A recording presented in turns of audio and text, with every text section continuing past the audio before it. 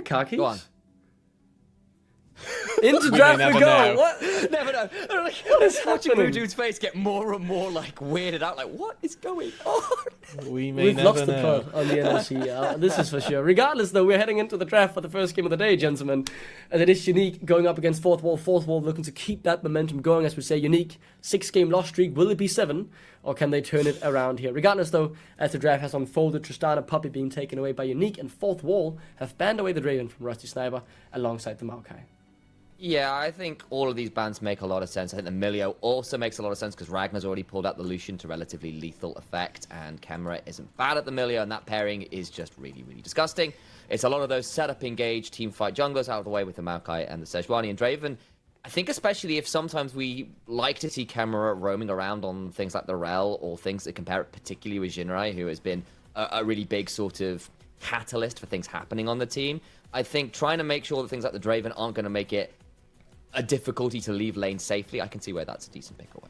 I think it's important to try and lock in Jinrai's a good mid lane matchup. Yeah. Whether it is just a R5 counter pick of something like Alessandra and Annie, something that's a little less R5 spicy, but more spicy to give a winning lane over to Jinrai, particularly as well since one of Unique's wins has come when Unicorn played an Aurelia match versus a control mage in the mid lane, absolutely bodied a Victor in one of their wins that they have secured. So just making sure that Unicorn doesn't have that option open to him and giving Jinrai something comfortable that he can move about the map on, facilitate that success for Ragnar. It feels like the route to success for Fourth Wall around these objectives. Regardless, the patch note, we talked a lot about this yesterday on air. But apparently, guys don't really care about the nerfs. Aphelios will still be locked in yet again. Did have a lot of success yesterday, but that was mainly paired with the Milio.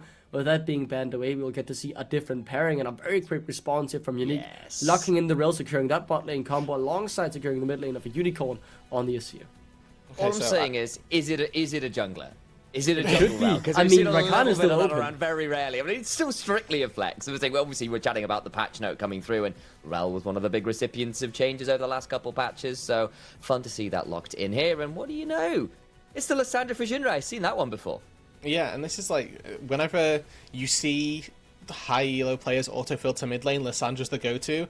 This is why Lysandra ends up getting such a good reputation, because not just is her barrier for how easy it is to play okay on this champion very low, it's not that difficult to play a little bit, but she also has an incredible ceiling where you can perform immaculately in team fights, locking down the correct target, buying space, zoning away crucial enemies. Jinrai has really shown that he can perform all of those duties all on one champion, so I'm loving to see this pick picked up for him. I think also in on that point as well, we are looking at a pretty obvious play pattern that Fourth Wall can index into. You've got some really good go buttons already between a Jarvan and a Lysandra who can come in from different angles, jump on the same kind of targets. You got the Aphelios to be a carry in Ragnar as well. That's some really good scaling damage. You're feeling pretty happy about how you play out the game already. And Uniq, they've got options themselves, but they still need to kind of, at least for me, define their comp a little bit more, because obviously the Zyra and the Azir have got some decent disengage, but Rel's more about going forwards, and there's still a little bit more work to be done to figure out exactly how they want their game plan to look, I think. Somebody needs to go forward with the Rel, right? Yeah. Because if Poopy ends up jumping in, Poopy's going to die on his own. We need to see something in that front line. A Wukong is something that's possible. We've got Sejuani banned away, so that's not a choice, but Waljo to go for something more Bruiser-esque, and probably the same thing for Ukko as well on the top side. Wukong's up, that feels like a pretty obvious choice to me. I do want to highlight, with the power of the Rel flex, right? Just the possibility of it being jungle actually did force Fourth Wall in to banning the Rakan and showing that strong 2v2 wasn't going to be locked in. So kind of denying a bit of possibility here for Fourth Wall in terms of that bans. Do we want to see the Rel jungle? I think the Rel jungle could definitely work. If you got an engaged top laner, you have a very strong engage possibility there. If you want to get something more aggressive on the support role as well, obviously the Rel very aggressive, but I think, yeah, it's the Rel jungle. That's actually banging. It could also strictly be Nautilus jungle. I'm just saying, we've seen that's kind of fallen on favor a little bit. It probably is Rel. Obviously had a lot of buffs to her ability to clear, her ability to go in and actually do a surprising amount of burst, just be tanky. You get a lot of resist by hitting multiple members with your engages. You have got a couple lanes now to set up for. Rel Nautilus as a combo roaming around as a jungle support. That sounds pretty unfun. And when you add in like the Ornn and the Azir, and now you added a Heimerdinger to try and save whoever's getting dived on, Rel might, or Nautilus might have a worse time there. That's some fun flexes from both sides, actually.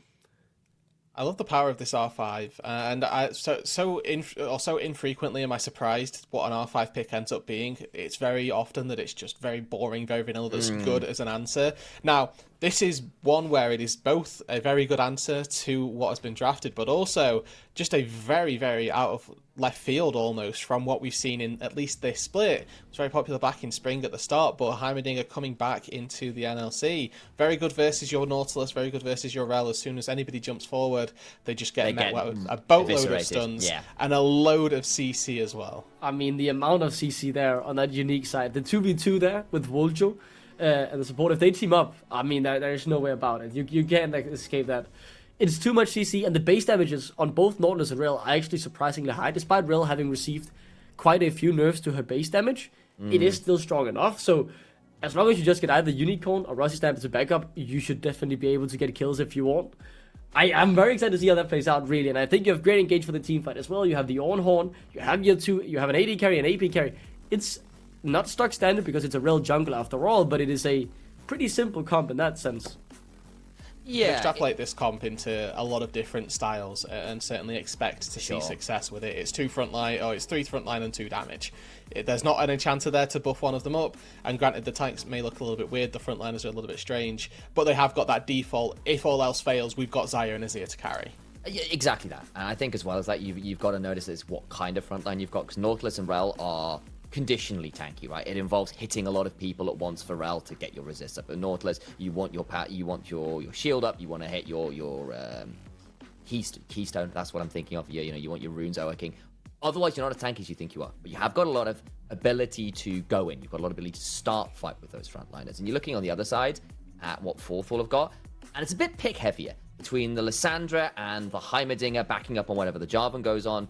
You can sort of see how the skirmishes and your ability to just CC one target into Doom is pretty heavy there, and a little bit of maybe the Gragas to try and knock someone apart, split up a team fight, and make those picks a bit more viable as well, makes some sense. It's just slightly different takes on a similar game plan, though I will say for Forthwall, they're probably more reliant on finding a good flank, but hey, we've seen that become something they've become quite proficient at over the last couple of weeks, so I think they're not unhappy with what they're running here. And I think that it's important to acknowledge sort of the double pivot done by both sides, because Uniq had this very backline focused composition to begin with in the first 3 picks. We saw a lot of dive from Forthwall in the first 3 picks, and then immediately Uniq went, well, we need to dive, and then Forthwall went, well, we need things that can answer dive. So they lock in the Gragas and the Heimerdinger, which receive dive very well. So both of these 2 teams have got options to receive engages very well. I think just a little bit more so favoured toward Forthwall by nature of having Heimerdinger on their side, Gragas as well to disrupt any engages that come through if they're a little disjointed. The very easy thing that you can do with a Gragas here for Molto, I'm looking to see if you can separate that front from backline, particularly on the timing in which we see Uniq go for an engage. So you see Nautilus fly forward, the Rel go forward, and then all of a sudden if you just displace the carries, Rusty Sniper and Unicorn, those are just 2-3 tanks that have jumped in but have no damage to back them up.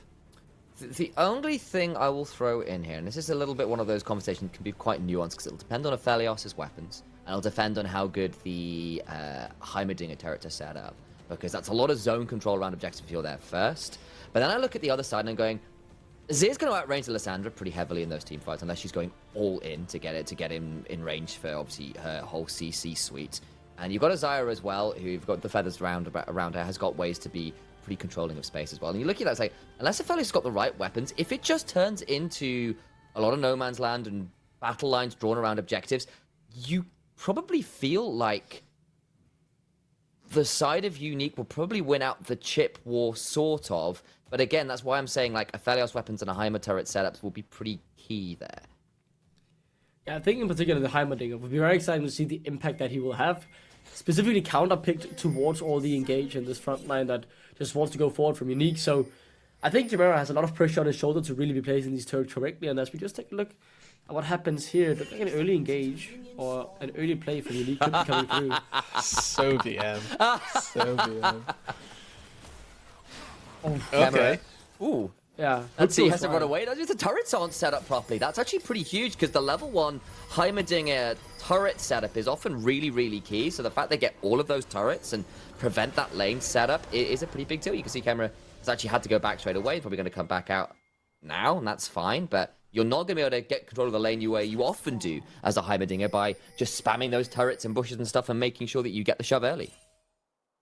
This was vision traded as well, so we can see the top side. There is a ward on the Wolves placed by Malto. Means that there's going to be a little bit more information on the starting path for Waljo. And of course, Rel Jungle, we'll have to see how well our teams have done the scouting to see, knowing what the clears are, etc. But I also want to point out a little bit of foreshadowing that we got to see there, and something that you kind of highlighted a little bit earlier on Initialize, where we saw Unicorn just outranging the Heimer turrets as well, and that's something that later on we can expect to see. Chimera will actually need to be very careful with these Heimer turret placements, because the Azir can just put a soldier down, queue into the turrets without taking any damage, and be able to take away that zone control that Chimera offers. One thing that I've realized here as well is Woljo either use his potion or whatever they're doing down bot, or just didn't buy one at all, saving that gold up. And I just want to take a look at his clear speed, how healthy he is, because I know this was one of the questions me and Veteran discussed yesterday before we went on air, if we were going to see Rel Jungle. Well, how good is the clear? Are you going to be punished by your slow clear early on? And so far, you know, they're actually ahead of pace compared to his counterpart in Dude. There will be a longer rotation time between your bot jungle and your top jungle now, because we'll just start at his Raptors and not his Crocs or Red Buff. Regardless, though, so far what so if he good goes for bot the lane? Yeah, could also go what for if the he game goes bot lane? And so they saw early vision that Waljo started Raptors. They're going to know that he's on this bot side. So whether or not they see him now path back up through this wall, they should be playing more respectfully. Oh, Waljo has been spot on the wall. The Rusty Sniper's so low, so maybe 4-4 want to try and turn this Chimera right underneath his turret, but the CC is just so big. The Ignite is ticking, and it won't quite be enough. Waljo should be able to seal the kill, but does not have the movement speed. Yeah, the turrets are doing so much damage, and as Rusty Sniper is able to get him in return, it is a 1-for-1, but it was Uniq making the play, and it was 4-4 getting the first blood all along.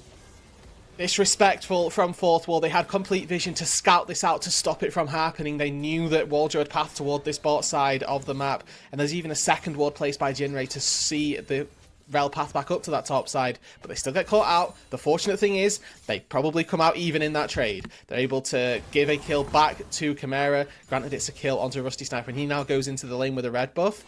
Overall as well, you stopped his clear to get to that bot side and not really accomplish anything. So, you know, looking at it in retrospect, it might actually just be a net neutral trade. Yeah, I actually think it's probably Fourth Wall favoured, personally, because the turrets are still there. Ragnar keeps his HP bar. You've burnt all the summoners, and the pots are kind of gone for the side of Rusty Sniper and Poopy, and their lane state is still in a rough position. It's not broken, this shove that's coming on through. Waljo dies doing it as well. It's always rough to gank a Heimerdinger, especially when you don't have a way to get people out of the turrets, and that's a tough space to be in. Like, yes, at least you got a kill, and it was a complete wash, but I don't think they got anywhere near what they were looking for there, despite the pretty heavy shove from Fourth Wall. But I think we saw the plan, right? We could see the damage, we could see the CC, but they simply didn't have enough, and then we saw the effect of the Heimerdinger turrets, because the damage that those were able to unleash onto Waljo was very, very heavy. Regardless, though, as the game now continues, Jude is able to steal away the Raptors early on, as it is Waljo just finishing up his first clear after having spent so much time in the bot side. He'll have to finish his Wolves here and realize that his Raptors are already gone. I'm just going to put this out there as well. Rusty and Poopy are not going to get to be able to back very easily here because of where the shove's at, and you can see exactly where Ute is. I think he'll have spotted Waljo out just as he's walking past his Raptors. He'll know where the Rel is, and look at the items, look at the way the state is. You know, you've got the camera gets to go back and get an Amp-10, which isn't a lot, but it makes a lot of difference this early on. Yes, Rel's back. I don't know whether this change is coming back. Yeah.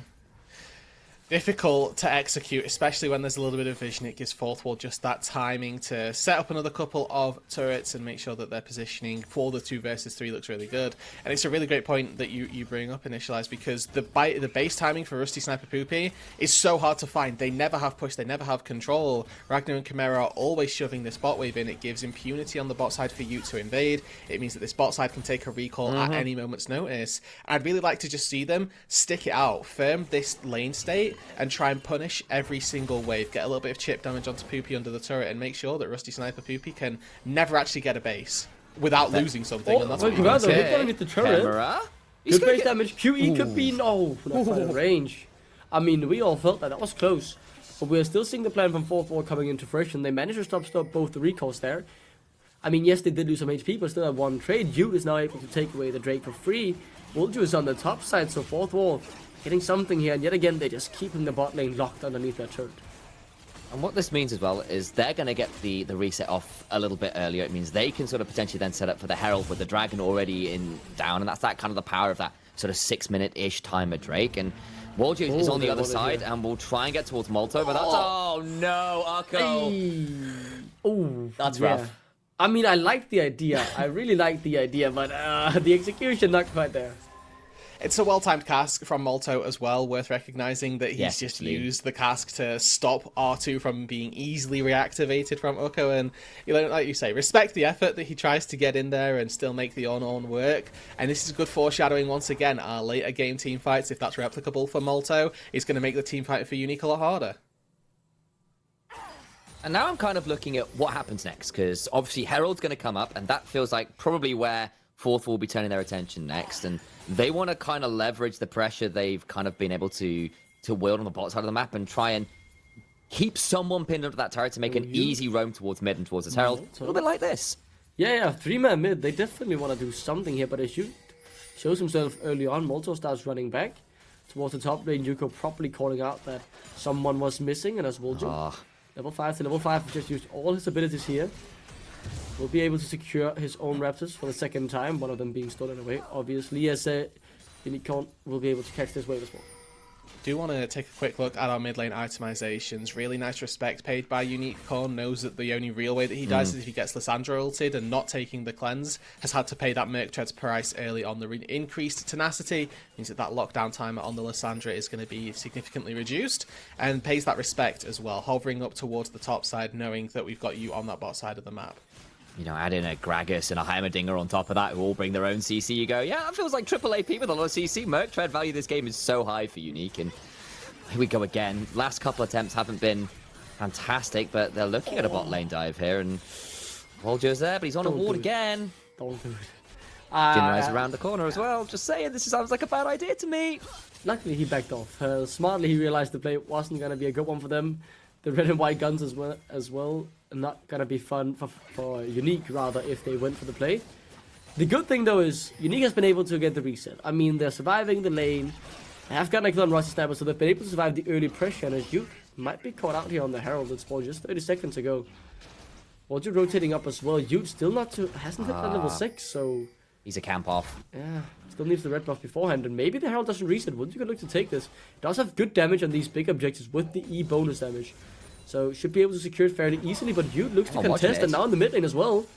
Jinrai's able to claw his way out of there for now as Poopy flashes forward. Unicorn could look to shuffle him back just to wait for the frozen prison. Oh, good flash. Nice flash, yeah, very good flash. And Yuke isn't able to secure the Herald. It is actually over to the side of Uniq. And Voljo could look to go further here, but doesn't want to pull the trigger, unable to connect with the Q. So overall, a decent enough win for Uniq across the map. They get the Herald right, they've burned Flash and ulti from Jinrai's. Now, it did come at the cost of Rusty Sniper's cleanse plus ulti on that bot side of the map. Good to see that Chimera and Ragnar were punishing, and now they've got a very small window to make this happen. Just flash down as well. Yeah, easily falls the flash. Maybe Uniq wants to do something here, doesn't have the shuffle available though. So the Emperor's Divide being down, he doesn't want to go for the fight. Poopy caught it on a ward. Will just be stopped in his tracks, and fourth wall look to push in the wave again. And I think we're back to the early game minutes, guys, here, where it was just fourth wall pushing in the bot if you need. And they try to have their cake and eat it too, right? Because Yuke was trying to rush that Herald down while level 5 and do it before Voljo could get over there. And unfortunately for him, Poopy leaves the lane. It leaves Rusty in a difficult position, as we kind of saw. But Voljo took the extra camp. He was at 6, Yuke wasn't. And that cost them a couple of summoners. It cost them the flash in mid lane, but Molto's in a spot of bother now, having gone very deep behind enemy lines for some reason or another. I think he's in a lot of trouble. Does not have the flash available, but somehow finds the body slam. Does have the explosive cask as well. Oh no! Oh no! Can't quite hit the plant, and now he's knocked. What? No! What? What? No! I think the cube wall came up and stopped him from being knocked. No way he's gonna survive due to that. No way. Over the wall. Unicorn can roam. He's gone.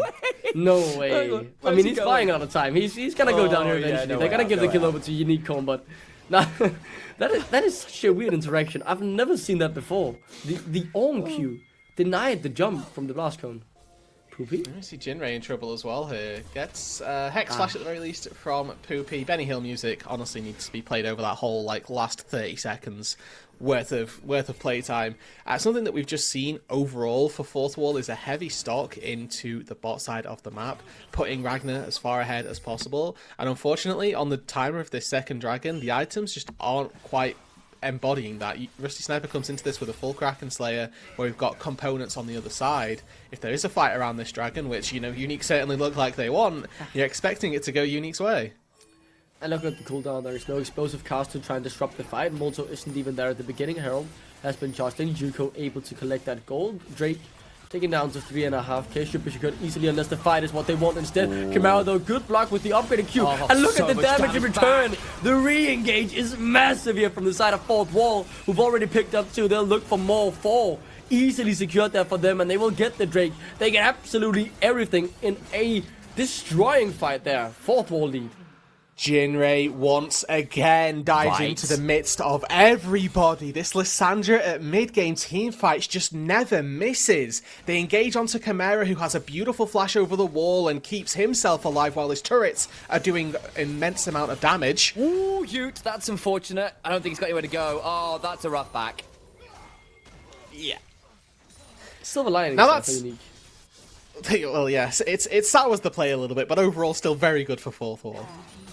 I mean, exactly that. I was about to give a load of praise over the Jinrai and Camera, who have really turned up to be a playmaking duo that Fourth Wall really needed to have an identity, to find a way to play the game, because they look really lost for the first half of this split, and they've kind of come into the back half looking like they know exactly how they want to play, and those kind of fights around Dragons have been their bread and butter over the last 2 weeks, and they pull it off again. Unfortunately for them, though, they do get the one who gets caught at the end of it, which is a bit rough, and giving a kill over the Azir, who we kind of noted as someone who might be a little bit problematic if we end up with sort of drawn-out fight around objectives. It's perhaps not what they wanted to see. I will say, though, one thing that I find really positive about the fight for Fourth Wall, first of all, Chimera's play was just absolutely fantastic, but the amount of damage that he dishes out as well, building this AP, it adds another important target for Uniq to target down, which gives Ragnar that extra space because he won't have 4-man jumping at him. Chimera is pretty much just as important to take down early in a fight to deny as much of that turret damage, so Ragnar should be having an easier time staying alive as Wulju gets found out in his own jungle by 3 men, jumps forward. Yeah, he's too far forward there.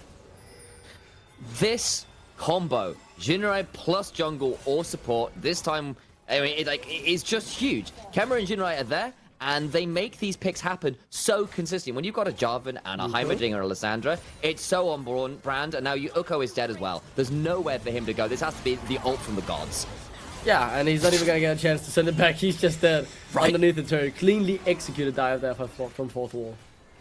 Now, if we're looking for silver linings, and granted they are few and far between at the minute, it's that Unique's gold, however much further behind Fourth Wall it is in the right places. They've got kills on their mid laner, kills on their AD carry, and as we're looking later into this game, we are looking to Unique Core and Rusty Sniper to be those DPS threats that can potentially chew through Ute, chew through Molto, because both of those are going to look to be heavy front lines. But again, it's few gold that is coming through, and Jinray may be caught here. Yeah, but he's wisely they're backing tingling. off. Yeah, he's like, I can't walk up there. Especially because they've got wards all over the blue side quadrant of Unique's map, and the fact that they don't know where anybody is. Oh no, don't walk.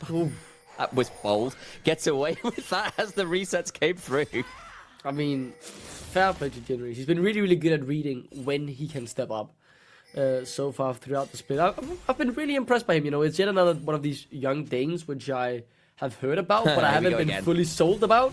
But he's definitely he managed 14 minutes through, dude, before it started. 14 minutes before I had to bring it out. Let's see what happens in this fight. I was cancelled by the action of the game as Ragnar looks to be going down here. Unicorn surviving barely. Chimera though on the wrong side of the rift. Maybe yes, he actually is able to get over to Molto pretty safely. Unique though. He might be able to fight his way out. I mean, he definitely could. Doesn't have the ultimate though, so it's pretty squishy. There's 2 of them here. They've got nowhere to go. They can. They can just go on Rusty Sniper though. Yuda's there as well. Rusty Sniper's all alone. 2 people join him though, and now they look to turn on him. Feather Storm, yeah, very good Feather Storm, and there comes the Blade Caller as well. 2 kills more into the hands of Unique. Rusty Sniper with 1 and Woljo as well. Massive fight there for them as they overall get 3 kills. I think both me and Rudu are a little bit stunned there because obviously the pick-off before the Herald wasn't great, and then you sort of saw that Molto and Kemra were like, we're in trouble because they're caught in no man's land and didn't really have an exit strategy. That'll be one to VOD review because you have to feel there was an easy way to extricate there.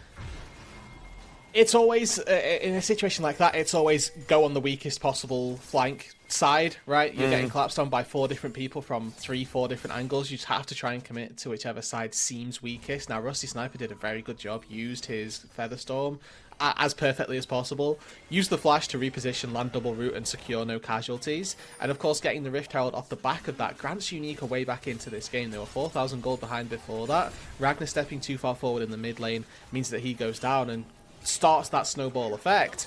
So we now see both mid-tier ones still alive. Unicorn. He finds the pick, and it's such a crucial target as well. Just before the fight, though, Jinrei's 3-man root, the damage, though, and follow-up, not quite there. And on the other end, it's Ragnar fighting 1v2, and I think he's winning it. He's getting Yuko flashing away. Rusty Sniper should be able to take him down in the extended fight. He does, but on the other side of the rift, Uniq have simply lost the fight. Rusty Sniper and Unicorn, all that remain as Jinrei's will chase him down for the killing spree and the Drake for 4th wall.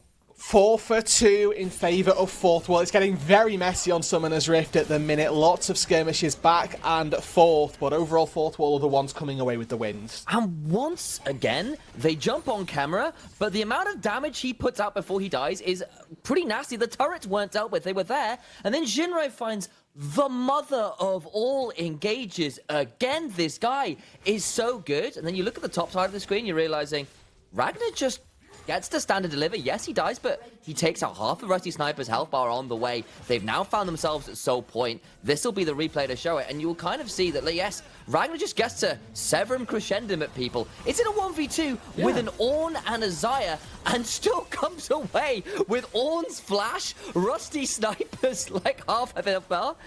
You can't ask for much more in that scenario while your team's winning on the other side with a man down. 4th wall get away with absolute murder. No puns intended considering the amount of bodies on the floor. But I mean, I'm very happy you brought up Jinrei's performance as well with the engage, because that, opens up the door for me to talk about him even more. But he's been very phenomenal on these engage mid laners in particular. The Sandra has just been absolutely phenomenal, and I think we need to start raising the point of when you're playing against 4th wall, should you start banning the Lissandra, because he's been phenomenal in every single game I've seen him play it so far. Able to find the engages, able to also stay alive. He's not just suiciding, he's finding the right plays, and 4th wall might just have found another play here that they can take. It's the roaming Heimerdinger. Most dangerous of all support roams. Very dangerous, yeah. So dangerous, I saw that. You couldn't have built that up better, actually. Puts one turret down, one auto attack, and immediate disengage. To give some context, I suppose, as this mid-tier 1 falls. No engage, fortunately. Well, not yet anyway. I think they're going to fight. Don't think. What's happening? Oh my god! That Unicorn, he's just dead instantly. Woljo fails the combo over the wall, and now Rusty Sniper's locked up, almost instantly taken down. It's just a clean wipe. They're all gone. It's just Yuko left, and he can't even get to tell the tale because there's no way out. 4th wall, clean the house and get the ace. I'm going to put this out there. If this happened 30 seconds later, that's Baron. You have got to be so careful about making those kind of plays. And once again, an overengage onto a Heimerdinger costs Uniq so much. Overloading constantly onto this, albeit very real threat of Chimera. Yeah. The unfortunate thing is that there are just more threats that 4th wall are throwing at you. Jinrei's Ragnar doing very good work in the backline, and I actually have to give some very real credit to Molto Ute right there. Their juggling of backline management was incredible. Molto played with the entirety of his health bar before flashing and dashing away, and then just basically tagging you in, and then keeping Rusty Sniper occupied. There was nothing that the Xayah could do. Rusty was DPSing the entire fight. Unfortunately, was just DPSing 2 tanks that have got enough stats to hold up. Yeah, here we go again, though. Oh, Poopy. Don't there's anywhere to go. It's side down the loop. Yeah, and this time Baron is available, so 4th wall can maybe look to play around that. Poopy did for 30 seconds, and I want to point out some of the item differentials as well, unless you decides to fully commit here on Unicorn. Does have the sliding glide to get out for now though, but he's stuck in a bad situation. Doesn't have the flash and couldn't really get over both walls. So now he just tries to deal the damage back, and Jinrace should go down, but no! The stopwatch keeps him alive. They're just running into the meat grinder that is fourth wall, and they're all dying. And that's certainly Baron for the fourth wall. Look, at least the Heimerdinger finally died. It cost them another 3 minutes. Hey. Goes down. Finally, they get something back. But this actually is Baron. This time it is post 20 minutes, and this time fourth wall will not be taking no for an answer. Fantastic sequence of picks. Important that they do take down Jinrays. They, you know, the limiting at the very least that 1-3-1 capability. As much as we haven't seen fourth wall go for it, the fact that there's not going to be that side lane extra that's buffed up with Baron, certainly quite significant. And, you know, the little gold injection onto Ukko is never going to be lost. Manages to pick himself up a full Sunfire off the back of that shutdown. So a lot of gold going into the on, maybe not the premier target, but with fourth wall just walking about with impunity at this point on the map. Whoever gets picked, there are 3 different people springing out of the woodwork to protect them. Very strong team cohesion for fourth wall, something that was notably lacking, and for a team that was 1-6 just a couple of weeks ago, this is an immaculate turnaround in the season. Yeah, they're looking so much better, and the difference, especially in the bot lane gold, is clear as night and day when you look at the items. It's just 1.5, almost 2 items now from Rusty Sniper, but it's 2.5 items here for Ragnar. 1.5 on Rusty Sniper. Poopy still just sitting on components. Chimera, who we've been talking about as someone who's able to deal so much damage, is sitting on 1.5 item as well. And you can just sense it in these team fights. Despite Rusty Sniper sometimes being able to get pretty good positioning and being able to dish out damage, he just doesn't have much to dish out because he's so far behind in the item game. Whereas Ragnar, give him a couple seconds and he's able to pretty much shred through any HP bar. And it's a really, really rough thing to claw themselves out of the situation. It's 10 seconds until what will be Mountain Soul, and fourth wall are not miles off a 4th win and tying themselves up, pending results for the rest of the day, with that last playoff spot, with Domino, with Nord. That puts so much pressure on the teams above them. Need to make sure they can kind of close this one out, though claiming this Mountain Soul will be a great start for it, unless Warjo get over the wall and find a steal. Will it be a 50-50, Woljo? Definitely a possibility of getting into the pit, but he needs to go now because it's falling ever so low. He's in there. Can he get it? No, not quite. He'll die instead, and Jinrace finds the engage on the other side, knocked up. Very good Frozen Tomb there to keep himself safe. Yuko with the somewhat re-engage or disengage, you could call it, because Uniq, they want no part in this fight. They're just trying to get out with as much as possible. They get the Drake, they get the soul on fourth wall. Happy campers at the moment. And if there was a better example of the zoning capability of Jinray Chimera, they just 2v3'd on the backside of that Drake fight. It was absolutely disgusting. They didn't need to do damage to Uniq. They just stopped anybody else from getting into the pit. As long as Uniq are taking this split approach, Waljo, I think quite rightly, tried to sacrifice himself to steal the soul. Sniper and Poopy in a bad situation, and Ragnar goes gold with his stopwatch. Chimera gets exploded actually by a Rusty Sniper, and that is something back, but it's not gonna matter. It's a double kill for Ragnar. Now 10, every 2, time. and 6. Every time you kill off camera, he does not go quietly into the night. 10, 2, and 6 as you were saying for Ragnar. Now they're going to try and push in, and it's just 23 minutes. Where has this team been? He has a good angle here, but Ragnar. Split? Look at Ragnar, man. He's just not dying. He's almost full HP, down to half though. The turret deals good damage. Unicorn could look for something. No flash though. But the HP bars are low. Maybe the possibility is there for something. But as Jinray just continues to absolutely smurf his way on the Lissandra, there is no way that this can get turned around, because this is his kingdom and he's dominating with a double kill. Fantastic play for him, as Yuko will be bounced back into the waiting hands of Ragnar. And fourth wall look to potentially close out the game here. Carries low, however, and they will wait for another time.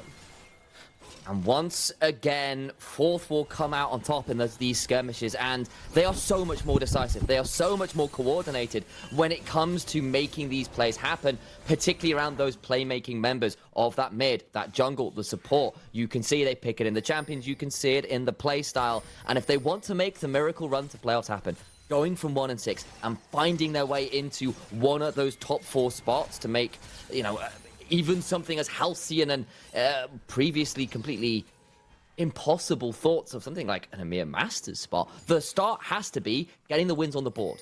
Their last 3 games are Ruddy, Natives, and Verdant. Getting a win here against Uniq, yes, at the bottom of the table, is exactly where they need to be, and they are doing it in style. Let's see what Wozu can do with this situation. He's been ahead, and he's found 3, soon to be 4 members. He's locked up. That's of the W, but won't be able to use it. There's no way he can get himself out of that one. Yet another clean kill here. And now they're going towards Rusty Sniper, who's without a flash. He's not able to do anything at all. No damage really on him. And Yukio gets absolutely melted by Ragnar.